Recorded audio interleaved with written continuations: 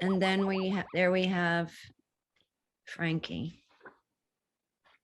Thank you. Mic check. Is that okay? Brilliant. Because I was faffing about earlier. Thank you, Stephanie. Thank you. Thank you, everyone on the committee. Thank you, Paul, for asking me at 7 o'clock. Yeah. And then Paul said, topic, pick a topic.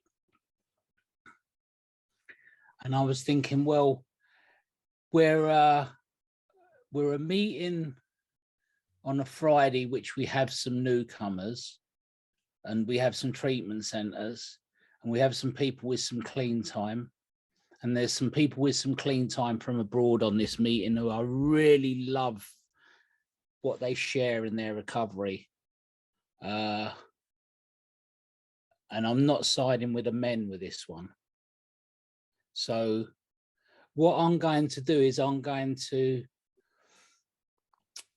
share my recovery, and I'm going to try and keep it fairly simple, and I'm going to try and also share about because with these shares, they're different from when we do the workshops on a Monday.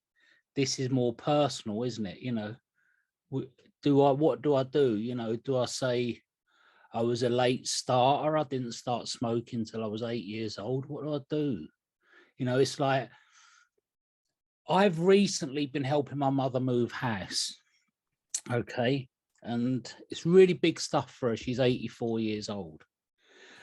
And whilst we was clearing out the house, I found a picture of myself lying in front of the fireplace. It's got the date written on it, and I'm 15 years old. And it doesn't matter about drugs. We're not interested in what or how much you used, who your connections were. But I was totally out of my nut. And for our American friends, we class drugs in England in A, B, and so on.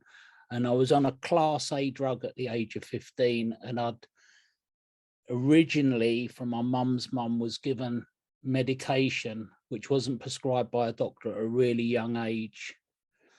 And I didn't know anything about anything. All I know was that I even heard a record recently where the guy was saying he felt so depressed, he wanted to take something to change the way he felt. And it was one of those where I'm 61 years old now. It's one of those kind of commercial records where they distort the voice when he sings. And I thought, shit, they're still doing it. Want to change the way they feel, you know, and I started off in some therapy at a young age. And then as time went on, my drug use got worse.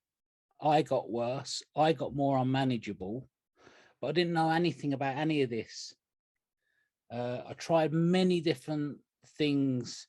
I stopped going to school and I went to work early at the age of 12. I started to work down the market. I was lucky enough to have adults who supported me.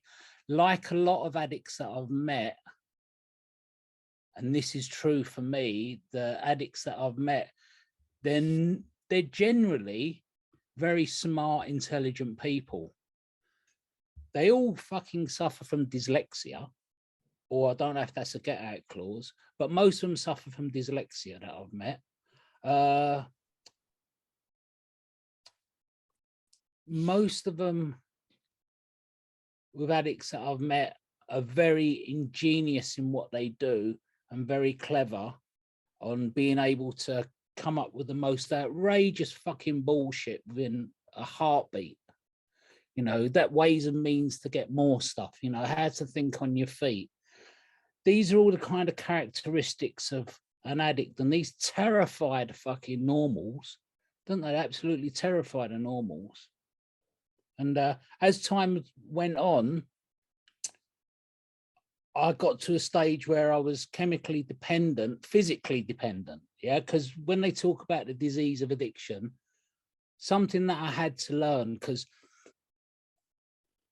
the last time I went to prison, because I've done Borstal and so on, as not every addict does that. A lot of addicts get locked into work. A lot of addicts are just on benefits. A lot of addicts have families that help them. You know, there's not a specific thing, but this addict sitting here, what happened with me was I'd had a business which I'd lost. I was a partner in a business. My daughter had been born. My wife, who wasn't my wife, had left me because I had a fantastic idea to stop selling drugs. And that way I'd sort everything out. If I just could win the lotto and stop selling drugs, everything would be all right. It's really simple, really, because that's all you got to do. And you have a lot of money and not use. And at this time, I'd lost the flat I was living in. I was double renting it out. I'd had some, and I'd stopped selling drugs. So I became what I was classing as a bottom feeder. I was out shoplifting and shit like that. And I learned about foil bags. And I mentioned this stuff just for the identification stuff. You may or may not, or I might be dated now. I don't know. So there's all this stuff going on. And then I go to prison for a fucking robbery.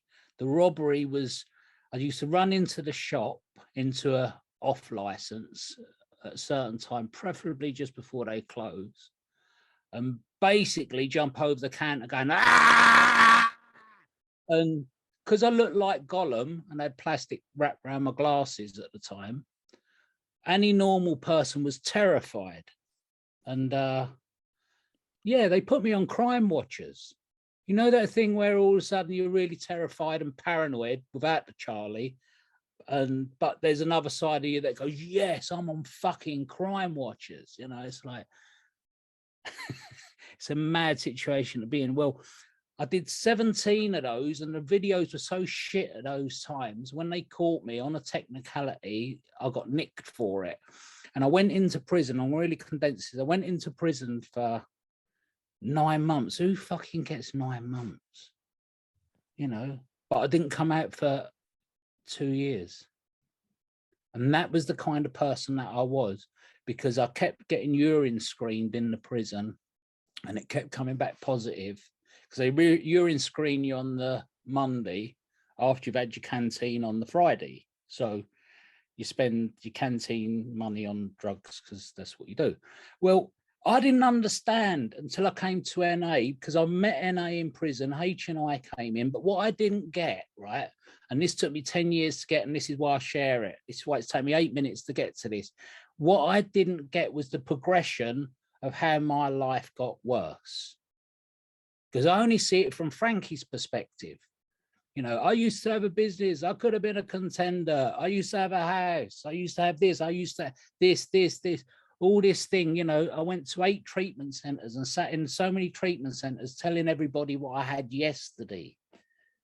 Not I'm sitting in the treatment center with you lot and I'm fucked. I don't know what to do. I was in the treatment centers acting big, trying to sleep with girls, having all the chat. It wasn't until 2003, after coming to NA for nearly 9 years, on a constant basis of trying to get well, that somebody gave me a fucking gem, and it changed my recovery. Everyone's different. Everyone has their own interpretation, but my nuclear reaction, as it says in the basic text, was somebody said to me, if you don't know what's wrong with you, you won't be able to fix it. And the example they gave me was people who have diabetes, when they learn about diabetes, more than the doctor can tell them, they can manage their illness better. Well, so I know I've got the progression of the disease of addiction. My life just keeps going down, down, down, down, down, down. Nothing gets better. Nothing was improving for me. All I could, ways and means to get more, obsession, all I could think about was using. When can I use? How can I use? And when I wasn't using, I was thinking and talking about possibilities and all my relation around You know, I had the t-shirt, I'd seen Scarface so many times, I've seen all the Cheech and Chong films, I'd been selling drugs for 12 odd years and addicted for 25 years and coming to NA, and I didn't know anything. After all this time, going through the steps, I still didn't learn anything. And what I had to do was I had to change, and I got this from a CD from a lady from Philadelphia called Dot T. I had to change my attitude. It wasn't about a gratitude and it wasn't about an attitude of gratitude. I had to change my attitude towards recovery. And when I changed my attitude towards recovery, I realized the most important thing I have to do is focus my life on recovery. It's the most important thing I had to do. So when I came to meetings, I was listening. I needed to find out about this disease, because when you look a disease up in the dictionary, in the Collins Dictionary, it says a disease, if untreated, becomes chronic and fatal.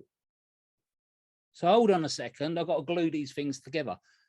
NA keeps telling me I have a disease, and if I have, it's chronic and fatal. So I'm like, because the penny doesn't drop for me. It's everyone else has it. I don't have it. I'm sitting in the meeting with all you sick fuckers, and you lot are all got the disease. You're all ill. But for me, I'm not equating it. I'm just at the meeting. You know, it's like, hey, we're at the meeting. That was a good share. That was a shit share.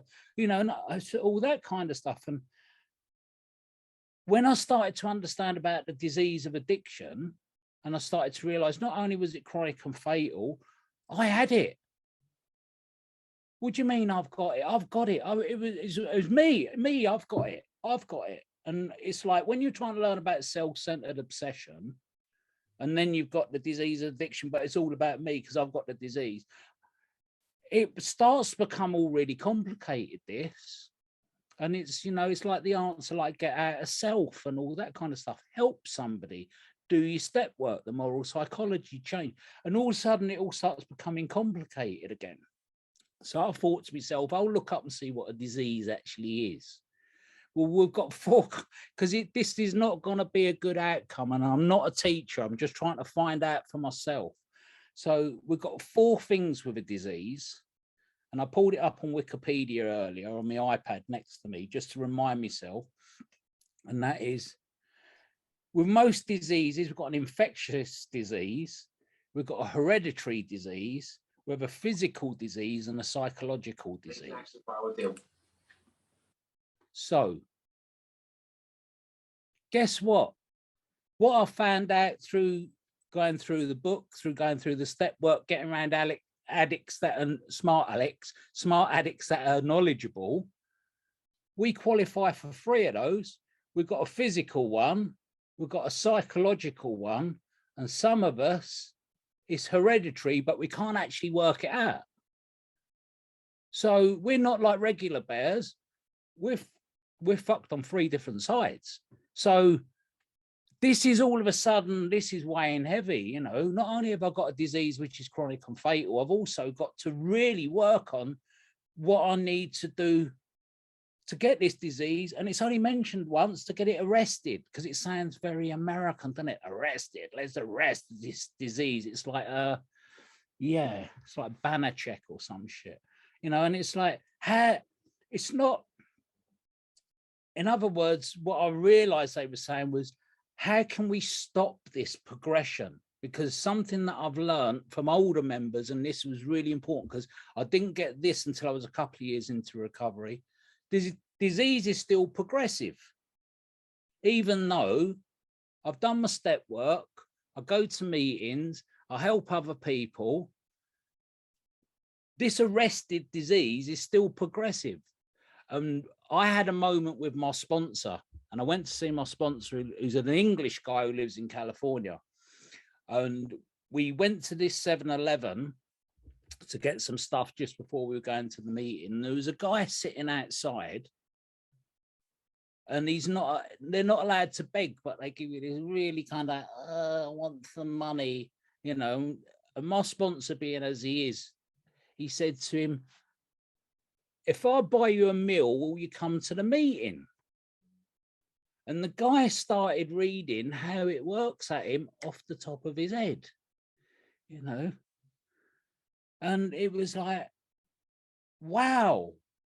We said to him, so you know, what are you doing sitting here on the floor if you know there's a way out? And he said, no, man. He said, I had 20 odd years. He said, everything was really good. He said, I picked up, the gorilla got out the cage. He said, and I can't get it back in. He said, I can't. And what I realized was that thing about it getting progressive. It was getting more and more stronger as time was going on. And it's that thing of when you let this gorilla out the cage, what happens is it's harder to. And when I look back, every time I relapsed, you know, with hindsight's beautiful, that every time I relapsed, it was getting harder and harder to clean up. It got to a stage where I wouldn't use for 6 months, and this is like jumping back in time to before 2003. I wouldn't use for 6 months and come to NA and do what I need to do. And then I'd use for 1 or 2 days, and the disease had me so twisted, you know, that mind altering chemical had altered my mind so much that I believed that I couldn't stop and I needed a detox. I needed, you know, I needed something. I needed some form of help, you know. I'm on fucking absolutely fuck all subbies and I can't get off, you know, I can't stop, you know. And I had someone liken it to me. They said, look, what you do is you think you're smoking Gauloises or Bensons, but what's happening to you is you're getting caught up in the system and they're giving you half a silk cut. For those who might know, the English people, it's a really shit cigarette, yeah, with a filter. And yeah, and what happens is your brain tells you you're caught up in it. So I was getting caught up. So what I had to do was understand that my body gets confused, my mind gets confused. It really is about don't use no matter what. And it really is about the moral psychology of doing the step work. It's also about doing the service. The attitude was, and for me, this was, I may be surrounded by wankers, but I'm going to do my service commitment. And then there was all this other stuff that was coming up. Let's get rid of that. It's driving me mad, that Wikipedia page. Then there was all this other stuff that was coming up, which was throwing me because I was thinking, you know, what do I do? You know, I was brought up Catholic. Do I go and try, you know, Catholicism? What do I do? You know, I don't want to use again, knowing the consequences that once I let the gorilla out the cage, it's so hard to get it back in. I started to get some clean time. I'd had this sponsor who was very involved with Buddhism, and he used to say to me, look, help people, get involved, learn about what you've got to do, and you will understand something. And what he taught me was the spiritual view, and this might be controversial, it's okay if people want to leave. The spiritual view that we have in Narcotics Anonymous is so profound, our understanding of it is so big that it goes past the limits of regular religion. So that's why we're not religious. That's why a lot of us become very into yoga, or we come about very health, because as I started to expand and I started to get an understanding of how I work and how my amends need to be made and how I don't upset anyone else in the future and how my language can really harm people and offend people, I also understand that I have to look after my body. It's really important. I've been poisoning myself for such a long period of time. I have to look after my body. Hold on a second, I'm getting confused because it's all about me again. So, and it's all this stuff which we're getting caught up, which I'm getting caught up with. Well, not only do I have to look after my body, I also have to look after my surroundings and everything around me. I have to be mindful. if my sink is full of all washing up, my mind's unmanageable because it's always there. So what happens for me in recovery is I start having these tasks, make sure I do the washing up, make sure my clothes are washed and pressed, make sure I eat healthy, make sure I speak to another member of Narcotics Anonymous, make sure I go to a meeting. Also, try and read something which isn't just the program. Try and read something to stretch my mind. That was really important. And that's what it was teaching me back earlier on, was about being open-minded. Before I run away with a political opinion about Boris, you know, let's get something that I can, you know, expand my mind and educate myself a little bit. I need to work the muscle, because the muscle's been fucking partying for such a long time.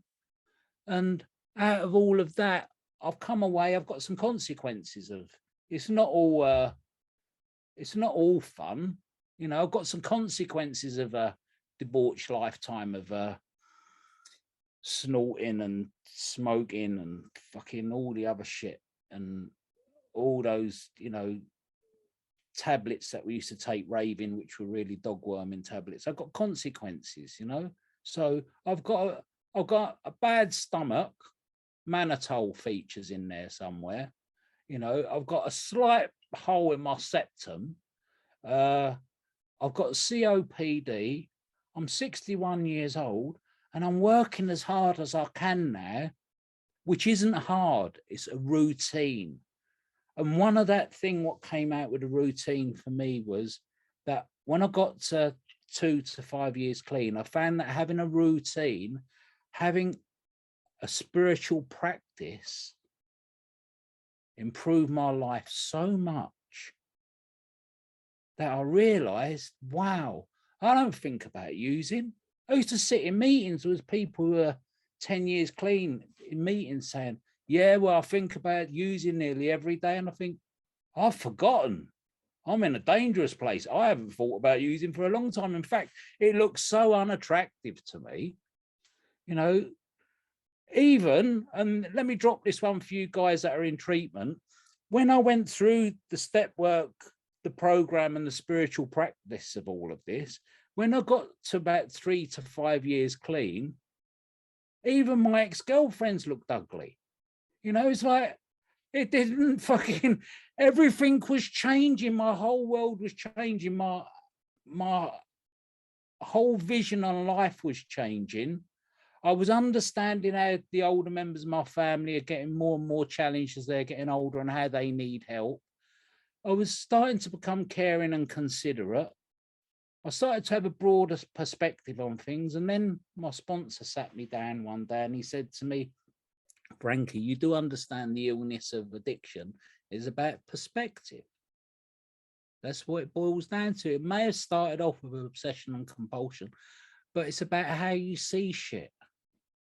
And that's that same thing about having the attitude in the beginning, the attitude towards recovery, the attitude towards other people. You know, I've learned to love in this recovery. That's what I've learned to do. My children are grown up and I wasn't a very good dad. I'm a really good granddad. In fact, I'm probably the best granddad in the world. You know, my life is very, very good. I'd like to jump into a transporter and go back in time and be 20 years old with all this knowledge, but I'm not. But I'm having a really good time living my life today, really happy that the sun's out. I had some fish today. I had some sea bass today, which are steamed, and I did some steamed rice and I really enjoyed it. And I did too much garlic again, so I stink. But everything's nice, you know, everything's good. I don't want to use. I'm a really happy person. And I don't know how else to sell this to you guys. This all started by deciding I'm going to go on the journey and enjoy it and keep away from the naysayers. That's it, really. And yeah, birds of a feather flock together. You don't have to worry about it, because if you do the next right thing, you end up with all the people who do the next right thing. That's why I'm on this meeting and not some other meetings I can mention. But thanks for listening to my bullshit, and we'll